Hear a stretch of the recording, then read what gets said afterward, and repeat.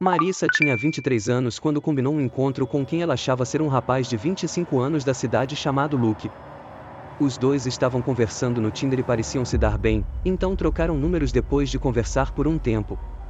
Falavam sobre música e esportes, mas a conversa mudou para um tom mais sexual. Marissa estava no Tinder procurando por sexo casual, e quando esse tópico surgiu, Luke disse que estava procurando a mesma coisa. Depois de conversarem por um tempo, Luke sugeriu que Marissa fosse até a casa dele para ver como ele estava sozinho. Curiosamente, Luke não deu um endereço até depois de perguntar a Marissa de qual área ela era, e quando ela respondeu, ele deu um endereço convenientemente próximo, a uma curta distância a pé. Antes de concordar em ir à casa de Luke, no entanto, ela pediu que tivessem uma ligação telefônica primeiro. Os dois tiveram uma ligação telefônica, e Luke parecia um jovem normal. Eles brincaram ao telefone por um tempo até que Marissa se sentiu confortável o suficiente para concordar em ir até lá. Decidindo ir cedo apenas para passar pela casa e dar uma olhada primeiro, Marissa caminhou cerca de 10 minutos pelo bairro até chegar à rua. Era tarde da noite, então muitas casas estavam com as luzes apagadas e não havia carros na rua. Marissa passou pela casa e notou 2 carros na garagem e um carro estacionado na frente, todas as luzes estavam apagadas. Não parecia uma casa com apenas um cara sozinho. Isso já era um sinal de alerta, então ela voltou pela rua e enviou uma mensagem a ele, dizendo: "Estou quase chegando." Ele respondeu: "Ah, você está adiantada, estou quase pronto, caminhe devagar." Marissa estava sentindo mais vibrações, então começou a se afastar lentamente na direção de sua casa, a um ritmo que permitia que ela ganhasse mais tempo para uma resposta de Luke confirmando que estava tudo bem para entrar. Mas de repente, Marissa ouviu um carro se aproximando da interseção ao longo da rua atrás dela. Virou-se para ver uma van branca sem faróis virando na rua. Marissa correu para se esconder atrás do lado da casa e assistiu enquanto a van estacionava na lateral da rua. A van ficou lá parada e ninguém saiu. Estava estacionada a algumas casas de distância do endereço fornecido. Então, Marissa recebeu uma mensagem de Luke dizendo: "Ok, estou pronto, me avise quando estiver na minha rua, eu vou sair." Marissa virou e começou a correr pela rua de forma discreta, certificando-se de ficar perto da casa ao passar, não na calçada ou perto da rua. Ela correu a maior parte do caminho para casa e bloqueou o número, também relatando a situação. Perfil do Tinder apenas para garantir. Marissa e sua mãe foram até o endereço fornecido pela pessoa chamada Luke e a mulher que abriu a porta negou ter qualquer filho. Marissa e sua mãe foram a uma delegacia para relatar esse incidente apenas para que as autoridades ficassem cientes e pudessem vincular futuros relatos a isso. Pelo que parece, devido à cautela de Marissa, ela evitou por pouco ser sequestrada pelo motorista daquela van. Obrigado por assistir, se inscreva no canal e deixe o like. Esta foi a correspondência no Tinder entre um cara chamado Chaz e quem ele pensava serem 2 garotas da idade dele. A conversa foi assim, uma delas disse: "Minha amiga e eu achamos você muito fofo." Chaz diz: "Espero que sua amiga também seja uma garota." "De onde vocês são?" Ambos compartilham suas localizações. Chaz pergunta: "Vocês estão ocupadas esta noite?" "Sim, onde você mora?" "Nossos pais estão em casa." "Que tal nos encontrarmos no parque?" "Podemos encontrar um lugar para ficar lá." "Meus pais também estão em casa." "Droga, que horas devemos nos encontrar lá?" "Diga sim." "Ok, quais são os seus números?" "Vamos apenas mandar mensagens aqui até nos encontrarmos." "Droga, eu entendi como é. Temos que conquistar sua confiança." "Sim, estamos indo agora." Ok. Sam, provavelmente estarei lá por volta das 10h10. Perfeito. Onde exatamente no parque vocês querem se encontrar? Podemos nos encontrar perto da estátua no caminho de terra. É como um caminho de passeio de cachorro. Ninguém estará lá a essa hora.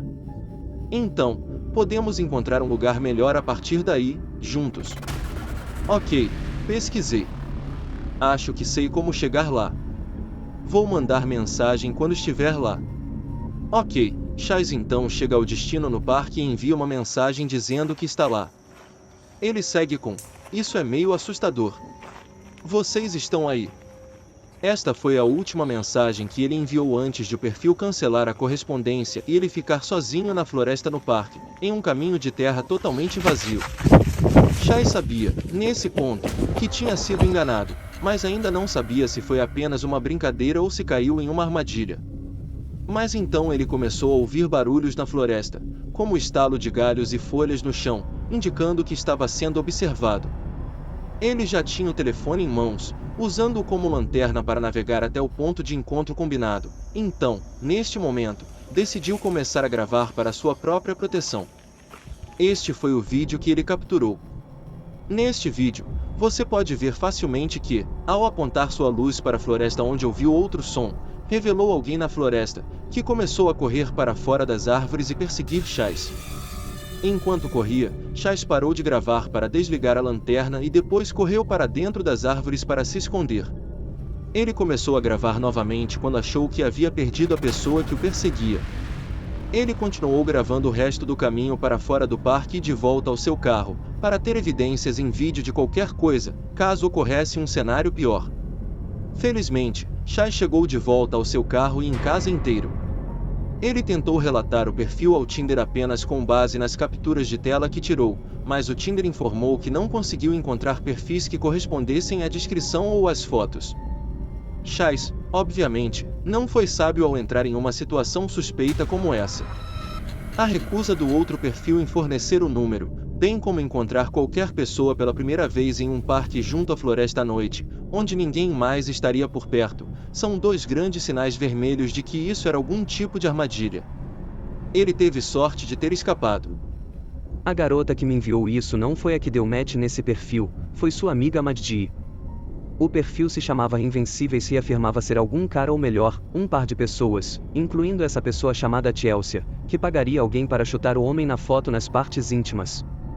Essa é a história nas palavras da garota. Uma das minhas melhores amigas, chamada Madji, estava no Tinder um dia quando se deparou com essa conta.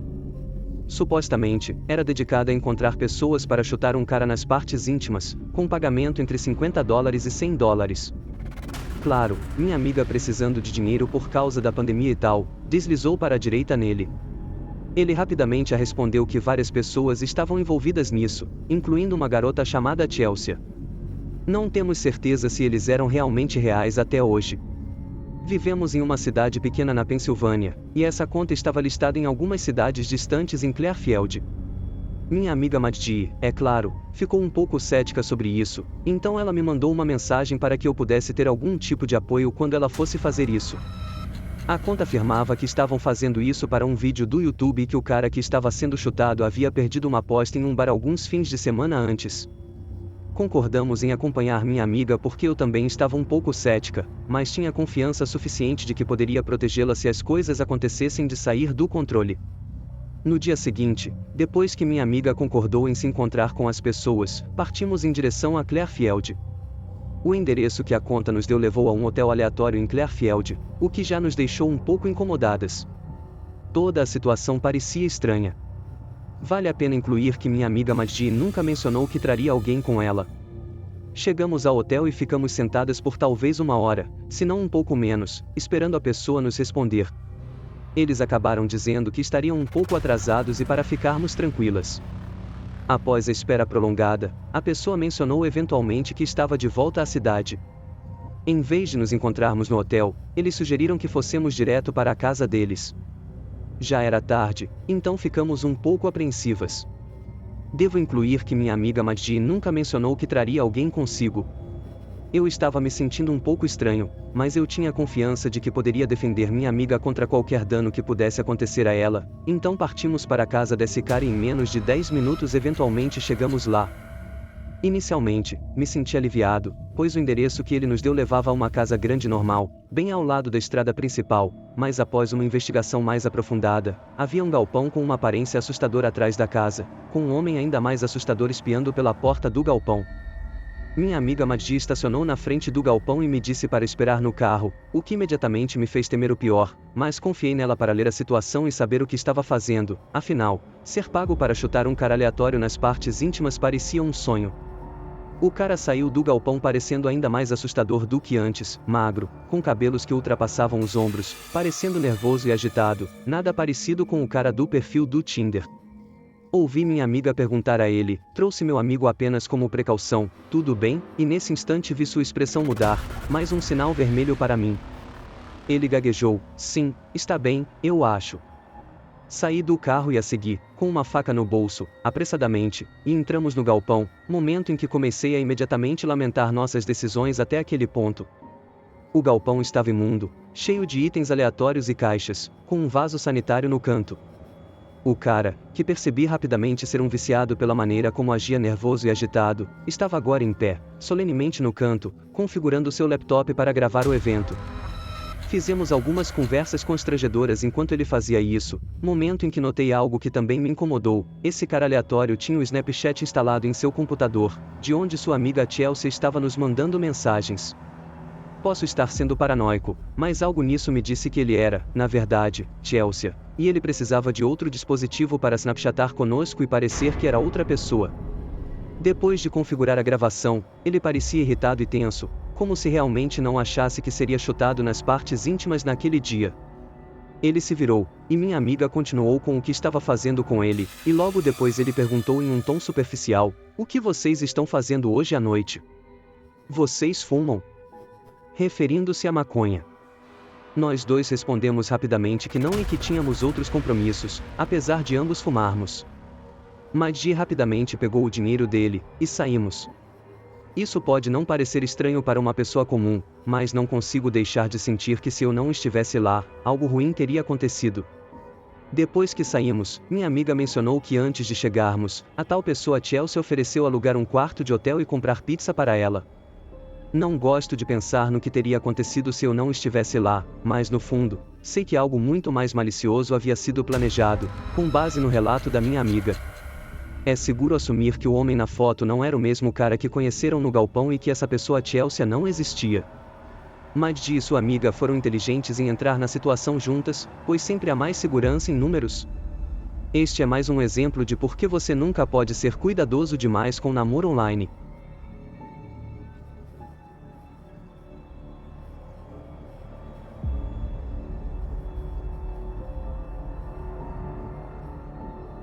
Isso foi enviado por Jeremy, e esta foi a história dele. Combinação no Tinder. Ele combinou com uma garota chamada Mia, que estava na mesma turma do ensino médio que ele. A conversa deles foi a seguinte: Jeremy, ei, faz tempo que não nos vemos. Mia, eu sei. E aí, como você tem passado? Jeremy, não mal. E você? Mia, tenho estado bem, só trabalhando bastante. Ainda fala com alguém do ensino médio? Jeremy, não muito. Eu estava feliz que o ensino médio acabou. Mia, igual a mim. É engraçado, só conversamos algumas vezes na escola, né? Jeremy, sim, eu sei. Talvez devêssemos compensar o tempo perdido. Mia, talvez deveríamos. Você tem Snapchat? Jeremy dá a Mia o seu Snapchat, e eles continuam a conversa lá. Jeremy não tirou capturas de tela da conversa no Snapchat, mas basicamente eles continuaram falando sobre a vida após o ensino médio. A conversa evoluiu para falar sobre se encontrar pessoalmente. Eles concordaram em se encontrar em um estacionamento próximo, atrás de um shopping, onde ninguém costuma ir à noite. Jeremy estava pronto para ir praticamente imediatamente, não precisando de muito tempo para se preparar. Mia, por outro lado, disse que não conseguiria chegar lá por pelo menos mais 1h30, alegando que estava com amigos e não podia simplesmente deixá-los. Eles marcaram um horário de encontro para as 12 atrás do shopping. Jeremy levou apenas 5 minutos para chegar lá, pois o estacionamento fica na mesma cidade em que os dois moram. Ele ficou sentado em seu carro esperando por ela por cerca de 20 minutos, recebendo desculpas por estar atrasada a cada poucos minutos no Snapchat. Eventualmente, faróis apareceram ao redor da esquina e se aproximaram lentamente, depois pararam não muito longe do carro de Jeremy. Me enviou uma foto dele dizendo, acho que te vejo.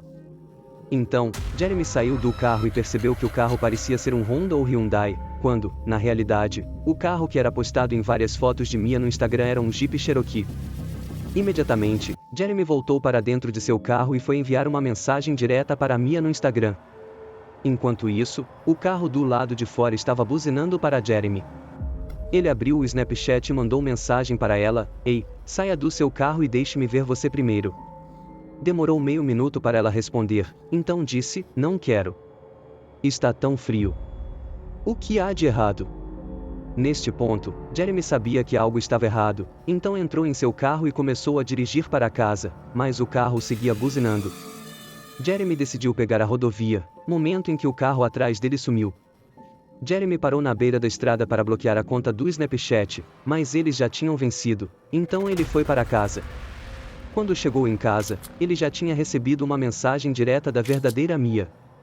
A conversa foi assim: "Jeremy, ei, isso pode parecer muito estranho, mas combinei contigo no Tinder?" Mia: "Oi, não, por quê?" Jesus, longa história. Combinei com alguém se passando por você e conversamos por um tempo sobre o ensino médio. Eu realmente pensei que era você. Encontrei com a pessoa que estava administrando a conta em um estacionamento, mas era um carro aleatório, não seu Jeep, então fui embora." Jeremy enviou capturas de tela da conversa. Em 7 de agosto de 2014, Varina Urai e Gabby Toys deram match no Tinder. Gabby não era o tipo usual dela, parecendo um homem que gasta tempo demais com sua aparência, mas ele a lembrava de Sam Winchester, um personagem de Supernatural, um de seus programas de TV favoritos.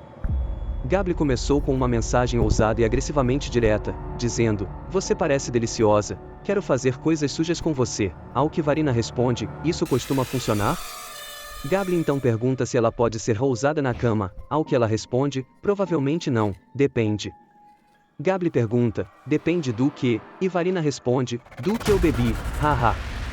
A conversa continua de maneira sexual, e após algumas mensagens trocadas, uma semana depois, eles se encontram pela primeira vez no Cavil Mall. Passaram a noite juntos, bebendo muito, conforme mostram as imagens das câmeras de segurança de vários estabelecimentos. Compraram uma caixa de cerveja em uma loja próxima, e após a noite juntos, voltaram para os apartamentos Avalon, onde Gabby morava sozinho no 14º andar. 6 imagens tiradas por Gabby naquela noite mostram o casal aparentemente rindo e sorrindo no apartamento e na varanda, de onde Varina se precipitaria para a morte apenas algumas horas depois. Por algum motivo, Gabby gravou o áudio de toda a noite com Varina, incluindo a confrontação que tiveram no final da noite, reproduzida durante o julgamento de Gabby. Descobriu-se mais tarde que Gabby tinha o hábito peculiar de gravar todos os seus encontros com diversas mulheres. Em algum momento, depois de terem relações sexuais, Varina é ouvida ficando cada vez mais instável e agressiva em relação a ele.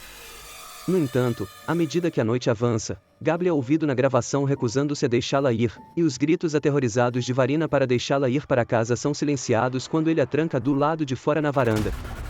Durante essa gravação, Gabby supostamente é ouvido estrangulando Varina antes de trancá-la do lado de fora. Gabby: "Com o quê?" "Pensei que você tinha perdido seu telefone." Varina: "Exatamente. Então, como você vai ligar para alguém sem seu telefone?" "Roubaram meu maldito telefone." Gabby: "Eu não toquei no seu maldito telefone. Vocês roubaram meu maldito dinheiro." "Eu nunca deveria." Varina: "Por isso estou chamando ele." "Eu nunca deveria ter dado tanto para você beber. Eu pensei que íamos nos divertir." "Onde está o meu, onde está seu telefone? Qual é o seu número?" Gabby: "Vai 100% você, sua." Varina: "Eu não mereço essa *** toda, certo? Eu sou legal, cara. Sou um cara legal com pouco dinheiro." Gabby: "Deve estar na varanda."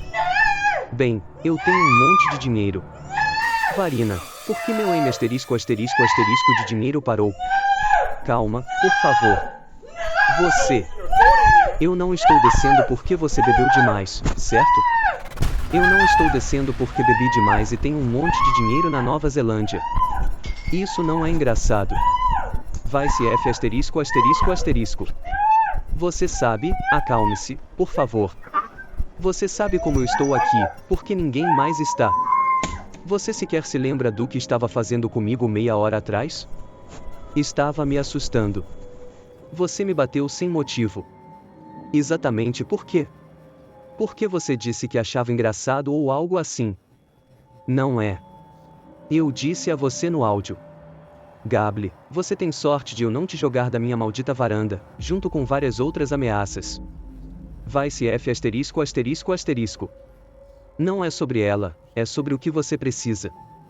Não é sobre ela. Varina, sim, você é insano.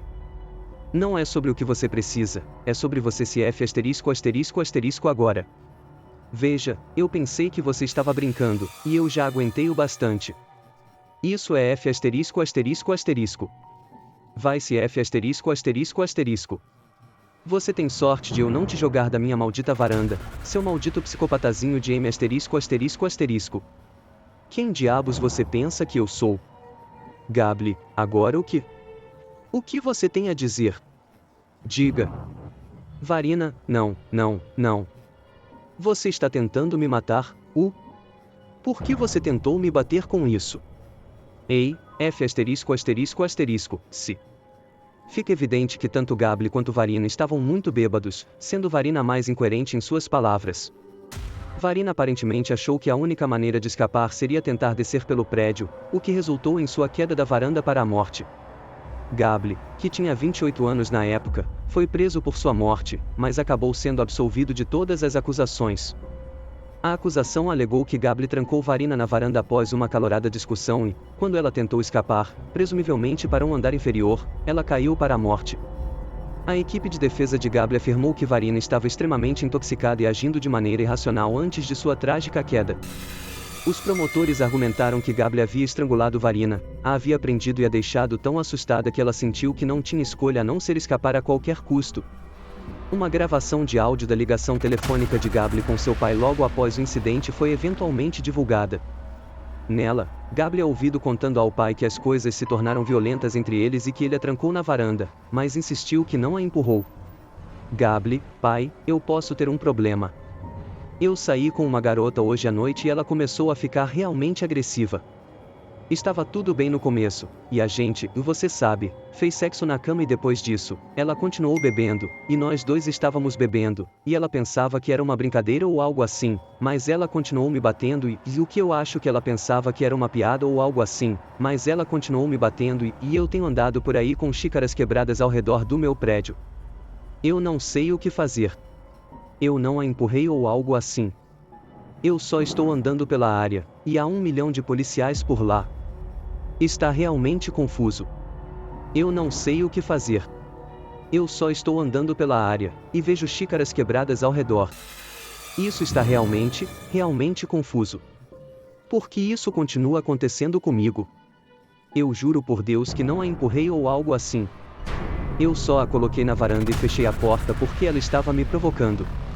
De acordo com um vizinho do andar de baixo, discussões altas com mulheres eram ouvidas com frequência no apartamento de Gable, indicando que esse tipo de coisa era uma ocorrência regular com ele. Muitas pessoas acreditam que Gable assassinou Varina, e houve revolta pública quando Gable foi absolvido. O processo de divórcio geralmente não é uma experiência agradável, e as emoções muitas vezes são muito conflituosas. Para alguns, o divórcio pode ser um momento terrível na vida, cheio de luto e tristeza, mas para outros pode ser um momento de esperança.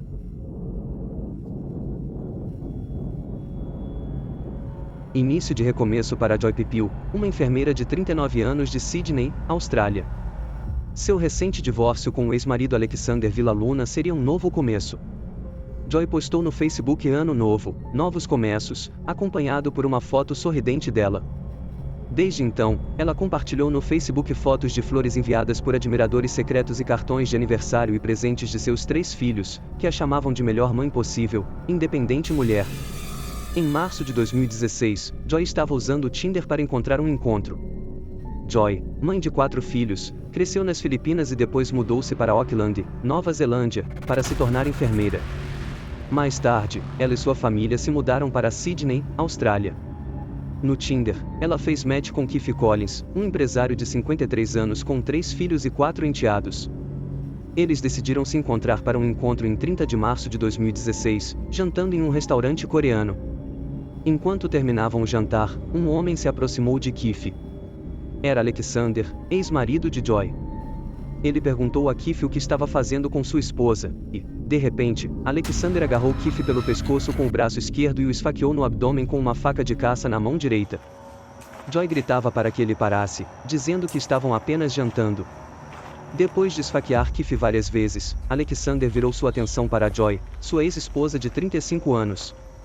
Ele a esfaqueou uma vez no peito e novamente no braço, quando ela tentou se defender. Keith caíra no chão e tentava se levantar. Alexander se colocou sobre ele e, usando as duas mãos, socou a faca em seu peito mais 5 vezes. Após esfaquear Keith 11 vezes e sua ex-esposa 2 vezes, Alexander saiu calmamente do restaurante. Joy começou a fugir, e inicialmente, Alexander a seguiu, mas pareceu desistir ou mudar de ideia, voltando ao restaurante, onde se sentou ao lado do corpo morto de Keith, aguardando a chegada da polícia. Ele se entregou sem oferecer resistência ao policial que o prendeu e admitiu ter atacado Keith porque ele estava jantando com sua ex-esposa. Joy foi levada ao hospital e, embora tenha ficado ferida, sobreviveu ao ataque. Alexander e Joy haviam se conhecido 9 anos antes, quando ambos treinavam para serem enfermeiros em Auckland. Joy alegou que Alexander era abusivo desde o início do relacionamento deles, não permitindo que ela tivesse amigos e saísse de casa com frequência. Joy já tinha 3 filhos de um relacionamento anterior, e em 2011, teve um filho com Alexander, 2 anos antes de Keith ser assassinado. Em setembro de 2017, Alexander se declarou culpado por assassinato. Quando teve a chance de se desculpar, afirmou ser difícil dizer que estava arrependido, pois ainda estava com raiva do que aconteceu com ele. Ele também afirmou, em um momento posterior, que pouparia a vida de Joy por causa do filho deles. Em outubro de 2017, Alexander foi condenado a 40 anos de prisão, devendo cumprir pelo menos 30 anos antes de poder solicitar liberdade condicional, o que ele poderá fazer em 30 de março de 2046, quando tiver 74 anos.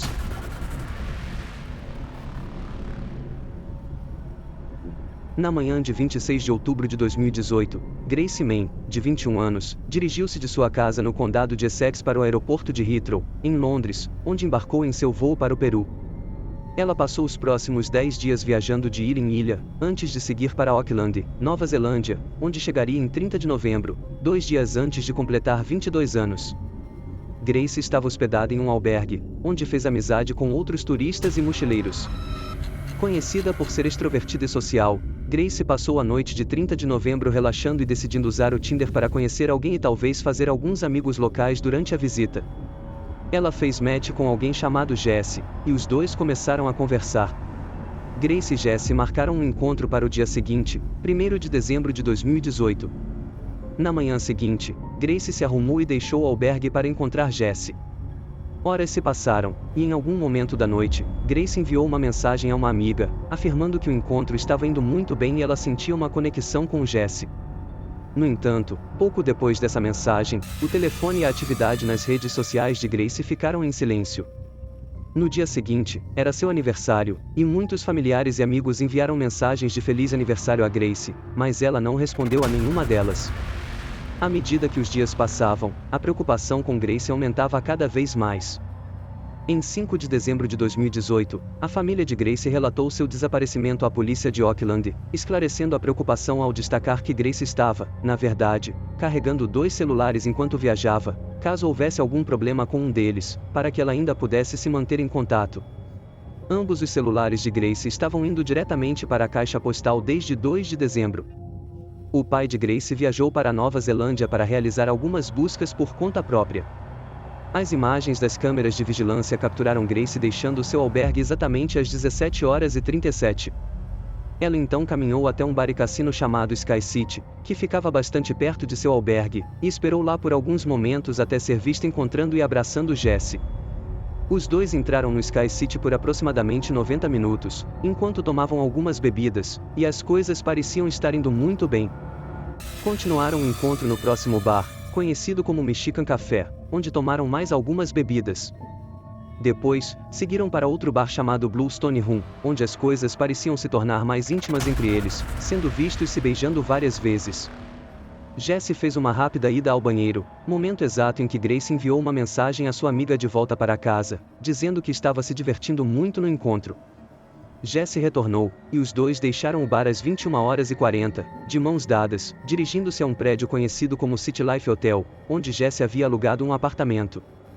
Eles foram vistos entrando no elevador do prédio e saindo no andar do apartamento de Jesse. Este é o último momento em que Grace foi vista viva. Na manhã seguinte, em 2 de dezembro, Jesse é visto entrando no elevador sozinho e saindo de seu prédio de apartamentos.